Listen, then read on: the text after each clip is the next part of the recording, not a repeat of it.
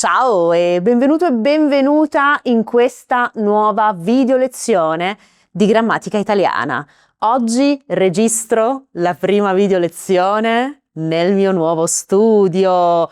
Questa camera è parte del mio nuovo progetto di vita, e cioè il mio bed and breakfast, B&B, il Casino Casalino. Guarda quanto è bella questa stanza antica con questo soffitto a stella meraviglioso. E quindi oggi sono emozionatissima perché questo è il primo video che registro in questa nuova casa, dove spero di accoglierti un giorno. A breve uscirà il sito internet Il Casino Casalino e ti darò maggiori informazioni sul mio bed and breakfast. Ma torniamo a noi adesso e iniziamo ad entrare nel vivo della video lezione di grammatica di oggi. Di cosa parliamo oggi nella video lezione? Parliamo di verbi riflessivi. Facciamo un approfondimento importante e chiudiamo oggi con questa video lezione un cerchio sui verbi riflessivi. Ma adesso bando alle ciance e ci spostiamo sulla mia lavagna digitale per iniziare insieme questa video lezione di grammatica italiana. Video lezione di grammatica di oggi, approfondimento sui verbi riflessivi nella lingua italiana. Oggi con questa video lezione chiudiamo un cerchio. Se sei nuovo o nuova su questo canale, ti dico che le mie video lezioni sono per studenti e studentesse di livello avanzato, non per studenti e studentesse che sono già ad un livello avanzato, ma che vogliono raggiungere un livello avanzato di lingua italiana e che quindi partono da un livello B1, B2. Quando dico chiudiamo un cerchio, significa che sul mio canale YouTube ci sono altre video lezioni dedicate a questo argomento, video lezioni che è necessario guardare prima di questa, per poter capire al meglio i contenuti che sto per spiegare. Infatti, nelle lezioni precedenti che trovi sul mio canale YouTube, ho spiegato cosa sono i verbi riflessivi, ho spiegato con quali verbi possiamo formare la forma riflessiva, ho spiegato la differenza fondamentale per qualsiasi tipo di lezione di grammatica avanzata, differenza tra verbi transitivi e intransitivi. Questo è un argomento che devi conoscere alla perfezione se vuoi iniziare un percorso di studio di grammatica e di lingua avanzata. Ho spiegato la differenza tra soggetto e oggetto del verbo, altro argomento base fondamentale del livello avanzato. Ho spiegato i verbi riflessivi reciproci, ho spiegato la differenza tra i verbi di stato e processo, per esempio arrabbiarsi e essere arrabbiato, arrabbiarsi processo, essere arrabbiato stato, e oggi farò un ulteriore approfondimento sui verbi riflessivi e chiuderò il cerchio su questo argomento. Prima di guardare questa video lezione dunque, recupera queste altre video lezioni sul mio canale YouTube, perché altrimenti non capirai al 100% ciò che sto per spiegare. Inoltre, sulla mia piattaforma Lernilango per gli abbonati e le abbonate sono disponibili gli esercizi di grammatica per ogni video lezione, a cui puoi accedere con un piccolo investimento mensile. Per avere maggiori informazioni, visita il mio sito lernilango.com e clicca sulla sezione piattaforma. Detto ciò, iniziamo e vediamo l'argomento di grammatica di questa video lezione. Oggi parleremo dei verbi riflessivi intransitivi. Vedi perché è importante conoscere la differenza tra un verbo transitivo e intransitivo per capire questa video lezione? Di cosa parlo quando dico verbi riflessivi intransitivi? Ascoltami bene, adesso ci vuole un ascolto super attivo. Non ti distrarre, non ascoltare la video lezione mentre guardi il cellulare, non fare altro, ascoltami bene. Alcuni verbi transitivi della lingua italiana, alcuni verbi transitivi, come ad esempio il verbo alzare, mettono in atto questo meccanismo comune alle lingue. E cioè, cosa fanno questi verbi transitivi? Si intransitivizzano. Diventano cioè intransitivi. In che modo? Prendendo la forma del riflessivo. Guarda un po'. Io alzo la mano, verbo alzare è un verbo transitivo. Io alzo verbo, la mano complemento oggetto. Ma guarda cosa succede nella seconda frase. Io mi alzo in piedi.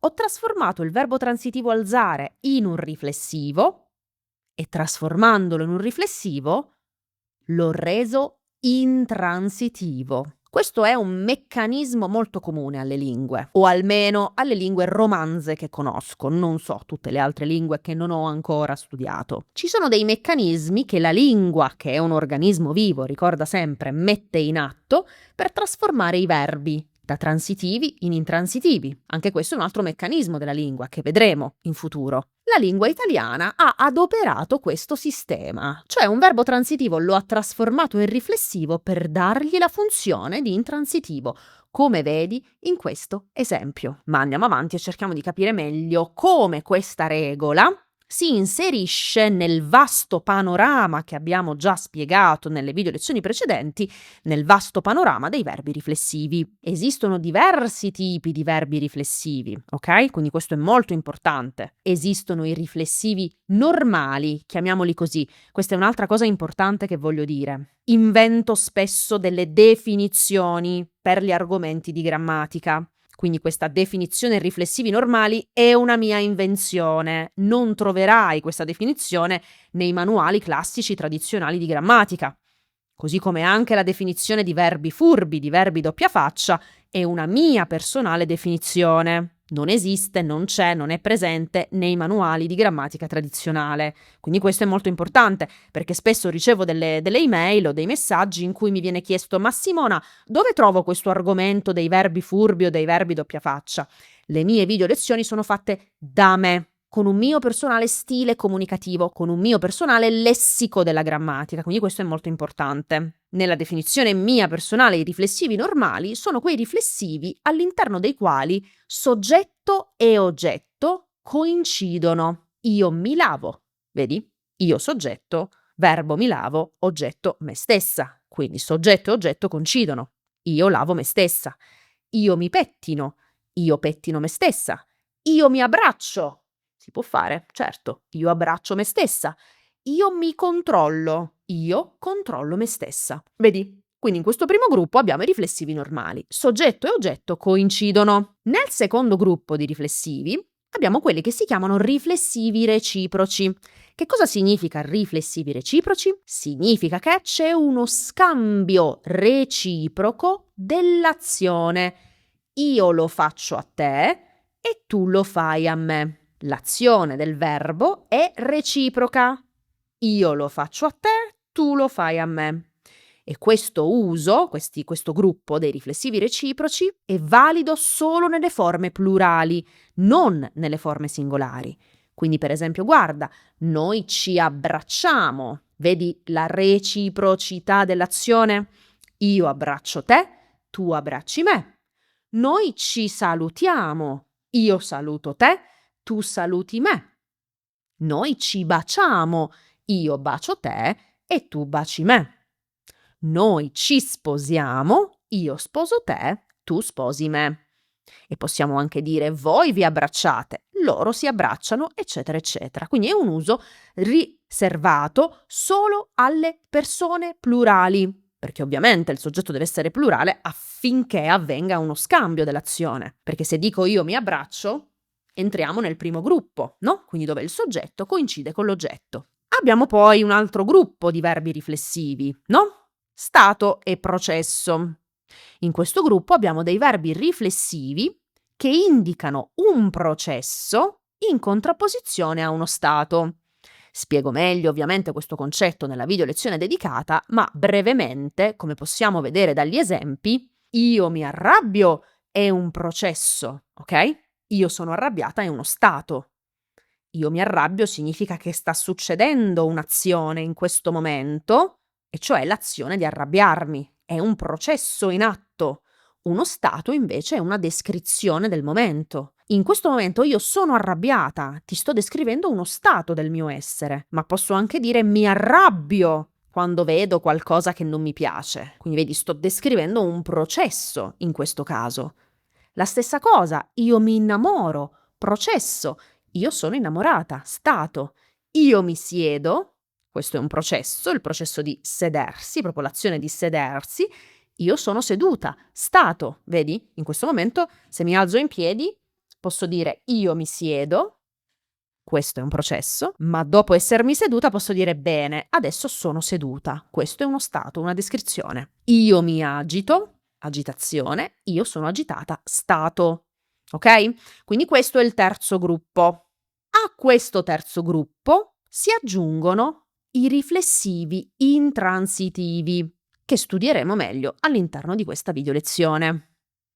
I verbi riflessivi intransitivi sono quei verbi che sono la variante, attenzione, intransitiva di verbi transitivi. Ho un verbo transitivo?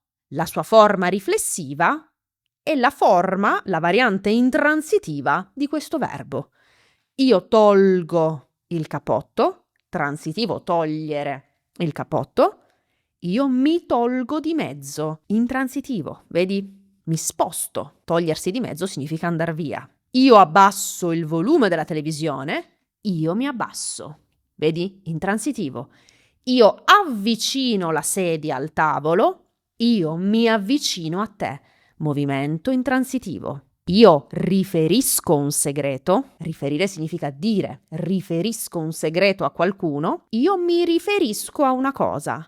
Riferirsi vuol dire fare riferimento a, ok? E quindi da un lato abbiamo un transitivo, dall'altro abbiamo un intransitivo nella forma riflessiva. Già le sento le domande arrivare da parte dei miei studenti. Ma Simona, qui, nella numero 2, io mi abbasso. Non è anche un riflessivo del primo gruppo, cioè dove soggetto e oggetto coincidono? Ma Simona, ma anche nella terza frase, io mi avvicino, non è un riflessivo del primo gruppo, dove soggetto e oggetto coincidono? Calma, aspetta, arriviamo subito alla risposta. Ed infatti la prima domanda a cui cerchiamo di rispondere in questo momento. Come distinguo il primo gruppo dal quarto gruppo? Perché io mi avvicino potrebbe suonare come un riflessivo del primo gruppo, no? Io avvicino me stessa, o anche mi abbasso, potrebbe suonare come un riflessivo del primo gruppo. Io abbasso me stessa. Ma c'è una piccola differenza, perché qui siamo appunto nell'ambito del livello avanzato, signori e signore, quindi dobbiamo essere capaci di analizzare e vedere tutte le sfumature linguistiche. E adesso entriamo nel merito di questa sfumatura. Guarda un po' questi esempi. Io mi trucco versus io trucco mia madre. Mi trucco appartiene al primo gruppo, al gruppo cioè in cui soggetto e oggetto del verbo coincidono. Io mi alzo versus io alzo la mano. Mi alzo appartiene al quarto gruppo, cioè ai riflessivi intransitivi. Io mi immagino versus io immagino mia figlia. Io mi immagino appartiene al primo gruppo. Io volto la pagina versus io mi volto a destra. Mi volto appartiene al quarto gruppo. Come facciamo a dire questa cosa? Per i riflessivi del primo gruppo, attenzione, io uso fisicamente le mani per compiere l'azione su di me. Fisicamente le mani, vedi? Truccarmi, abbracciarmi, lavarmi, pettinarmi, vedi? Oppure rivolgo il mio pensiero a me stessa. Pensarmi, immaginarmi, concepirmi, sognarmi, vedi? Rivolgo il mio pensiero a me stessa o a me stesso. Oppure mi modifico, trasformarsi, mi trasformo, mi modifico. Se invece, guarda un po' il punto 4, è il mio corpo da solo, non le mie mani, a compiere l'azione, allora il verbo appartiene al gruppo 4. È il corpo che da solo compie l'azione. Non è che prendo le mani e mi alzo così, ok? No, io mi alzo, vedi?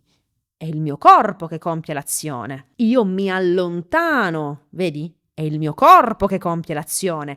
Io mi abbasso, vedi? È il mio corpo di nuovo che compie l'azione. Ma mi pettino, sono le mie mani che compiono l'azione. Mi trucco, vedi? Mi lavo, ok? Quindi questa è la differenza in italiano tra il primo e il quarto gruppo. Esempi, altri esempi che ti faccio vedere. Io mi reinvento. Gruppo 1. Perché gruppo 1? perché mi sto modificando. Vedi, con questa azione reinventarsi significa modificarsi, inventare una nuova versione di sé. Quindi in base a quello che abbiamo detto prima, questo appartiene al primo gruppo.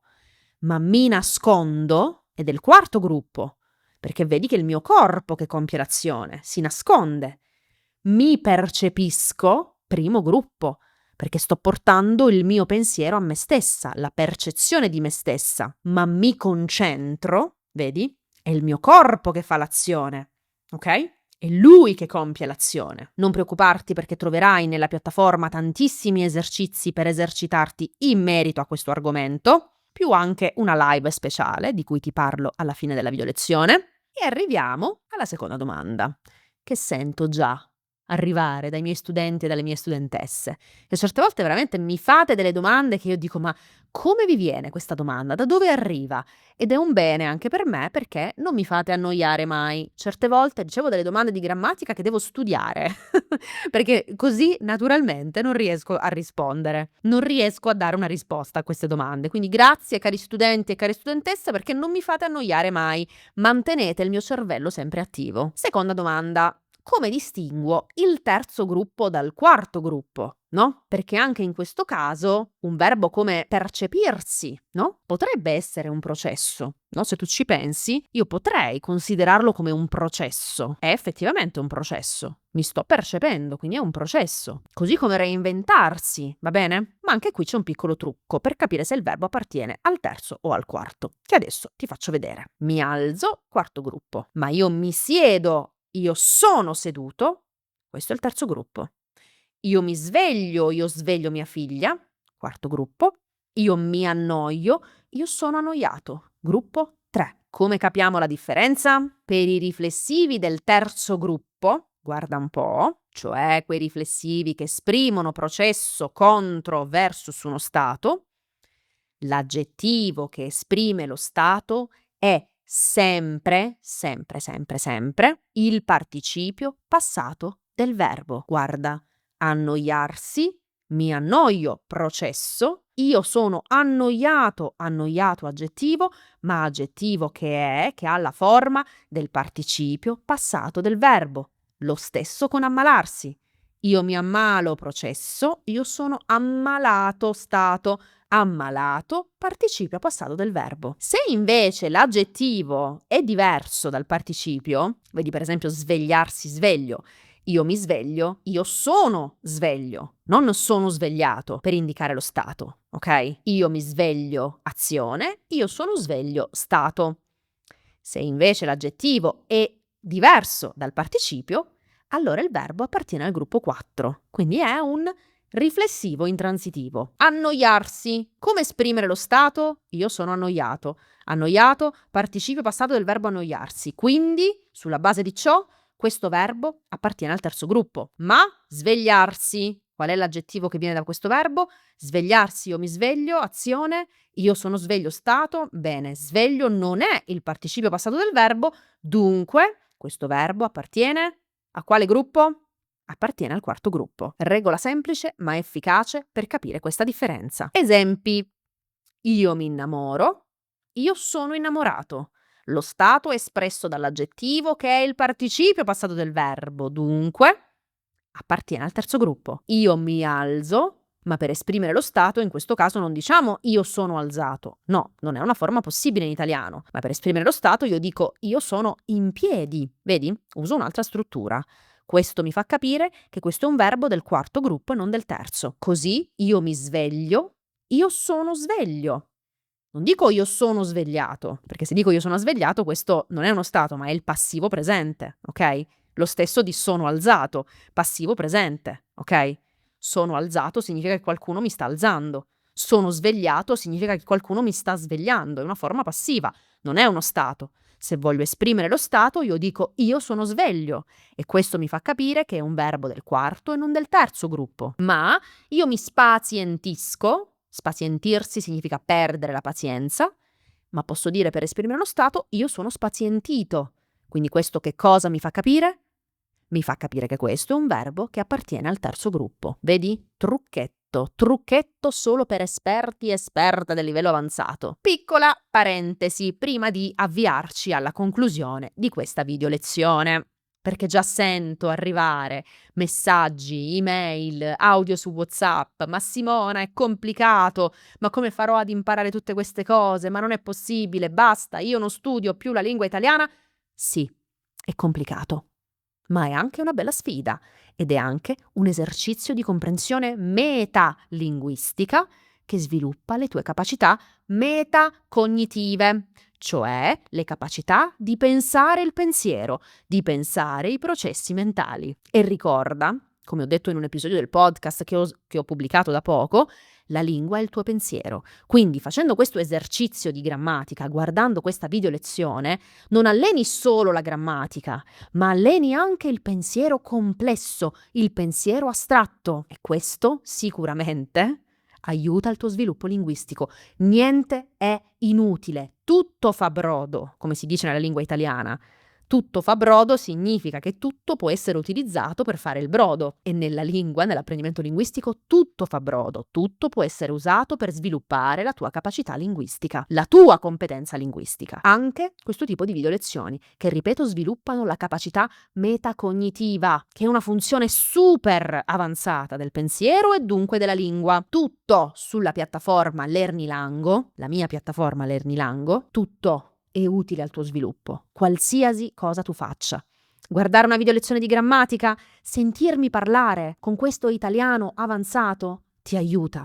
Fare gli esercizi ti aiuta. Ascoltare, leggere, tutto ti aiuta. Se vuoi davvero sviluppare un livello avanzato. E poi dove sta scritto che le cose devono essere per forza semplici? Chi ha deciso questa regola? Da dove viene questa regola? Che le cose o sono semplici o non si possono fare. Facciamo alzare questa asticella, mettiamola un po' più alta per questi standard che abbiamo su noi stessi. Se ti impegni, sei capace di fare cose anche più complicate. Ci vorrà più tempo? Benissimo. Ma sei capace, quindi forza e non pensare che è complicato. Fallo, usa la lingua, usa il pensiero, sforzati. Tutto fa brodo nell'apprendimento linguistico. Momento pratica. Per comprendere al meglio questo argomento, usarlo e fissarlo nella tua memoria, ti invito a fare gli esercizi che ho creato per te. Esercizi che sono disponibili per le iscritte e le iscritte alla mia piattaforma Lernilango. Inoltre, ed ecco qui la sorpresa, ti invito a partecipare alla live del mese, perché questa volta, nella live del mese, faremo per un po' di tempo, uno a testa, un esercizio insieme, un esercizio di grammatica legato a questo video. Ora mi sposto, esercizio che adesso ti faccio vedere. Iniziamo a farlo qui e poi continueremo alla live del mese per fare pratica. Eccoci qua, vedi cosa ho preparato per te. Questo bel documento che trasformeremo poi in un PDF, che Marcos con le sue doti grafiche trasformerà in un PDF. Ho fatto questo documento, ho creato questo documento in cui ho inserito tutti, ma proprio tutti, i verbi riflessivi della lingua italiana e ho creato questo sistema per aiutarti ad esercitarti in questo contesto. Durante la live cercheremo di fare insieme qualche verbo, ok? Io ho iniziato con i primi 1, 2, 3, 4 per farti vedere come funziona. In questa colonna abbiamo il verbo riflessivo. Sotto scriviamo una frase. Mi abbatto dopo una sconfitta. Nella seconda colonna abbiamo un verbo transitivo. Quindi dopo il riflessivo ci chiediamo: posso usare questo verbo come un transitivo? Certo. Bene, allora creiamo una frase. Il tuo comportamento mi abbatte. Nella terza colonna abbiamo uno stato. Posso creare uno stato a partire da questo verbo? Certamente, sono abbattuto per questa situazione. Nella quarta colonna abbiamo reciproco. Posso usare questo verbo come un riflessivo reciproco? Certamente, ci abbattiamo e significa ci abbattiamo a vicenda. Io abbatto te, tu abbatti me, per questo ci lasceremo.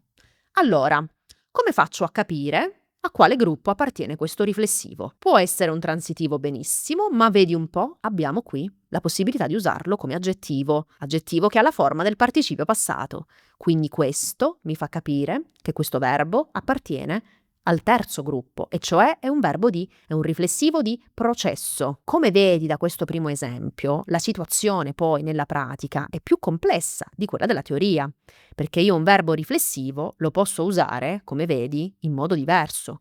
Un riflessivo del terzo gruppo di processo può essere anche un reciproco, quindi non è che l'appartenenza a un gruppo esclude l'appartenenza a un altro gruppo, ok? Ma questo poi lo capirai con la pratica. Ma guarda un po' adesso, sempre lo stesso verbo abbattersi, perché il verbo abbattersi ha due significati in italiano. Abbattersi, in questo primo senso, significa perdere le speranze, ok? Quindi quando una persona è abbattuta è una persona che ha uno stato, un umore un po' negativo, è successo qualcosa di brutto, quindi ha perso la speranza, ha perso la fiducia, non ha molte energie, no? Quindi dopo una sconfitta ad una partita di calcio, per esempio, io posso abbattermi, ok? Quindi posso perdere le energie e posso avere questo umore negativo. Ma abbattersi significa anche cadere. Quindi, per esempio, posso dire la pioggia si abbatte spesso su quest'isola, cioè la pioggia cade spesso su quest'isola, va bene? Quindi vediamo un altro significato. Quando ha quest'altro significato, ed in realtà esiste anche abbattere in questo senso come transitivo, guarda un po', hanno abbattuto un albero, vedi? Quindi sì, esiste con questo significato, può essere usato anche come transitivo, ma con questo significato di cadere non posso avere uno stato, né può essere reciproco. Quindi cosa mi fa capire questo? Abbiamo un transitivo, abbiamo un riflessivo che è un intransitivo, usato in modo intransitivo. Quindi questo mi fa capire che appartiene al quarto gruppo, al gruppo dei verbi riflessivi usati come intransitivi. Prossimo verbo, accarezzarsi. Accarezzare vuol dire usare la mano per fare delle piccole carezze ai bambini, al proprio partner, eccetera, eccetera. Carezzarsi, verbo riflessivo. Facciamo una frase, vediamo un po'. Mi accarezzo quando sono triste? Vai, sì, che brutta frase, mamma mia, però è giusto per rendere il concetto. Quindi accarezzo me stessa quando sono triste, quindi mi faccio le carezze da sola, ok? Transitivo, possiamo usarlo come un transitivo? Certo, accarezzo il mio cane. Vedi? Quindi può essere usato come un transitivo. Esiste uno stato per questo verbo? No, perché se dico sono accarezzato è un passivo presente, quindi vuol dire che qualcuno mi sta accarezzando. Ma non c'è uno stato per questo verbo. Esiste però un reciproco, perché ovviamente questa è un'azione che può essere ricambiata. Io accarezzo te, tu accarezzi me, quindi può essere. Allora tutto questo cosa ci fa capire? Ci fa capire che questo verbo appartiene al primo gruppo, e cioè un riflessivo normale, ma potrebbe anche appartenere al secondo, e cioè potrebbe anche essere un reciproco, vedi? Ma in generale, poiché può essere fatto a se stessi, io lo lascerei nel primo gruppo, ok? E anche in questo caso possiamo dire sì, certo, che questo è un verbo di processo, ma potrebbe anche essere un riflessivo reciproco. Certamente non è un riflessivo normale, ok? Perché quando è usato alla prima persona ha un valore intransitivo, in questo caso in realtà di processo, perché quando è usata alla prima persona ha un valore di processo, va bene? Andiamo all'ultimo verbo, che è accigliarsi. Accigliarsi significa assumere quell'espressione dove le sopracciglia sono proprio contratte, sai, quell'espressione che si assume quando si è molto arrabbiati, che le sopracciglia si abbassano e contraggono la parte centrale tra di loro, quindi accigliato è proprio una persona che ha quell'atteggiamento, quella faccia da mangiafuoco, il personaggio di Pinocchio, quella faccia quasi da diavolo demoniaca con tutte le sopracciglia, così significa quasi arrabbiarsi, no? Quindi io posso dire mi acciglio facilmente quando mi offendono, ok? Quindi sì, posso usarlo in questo senso.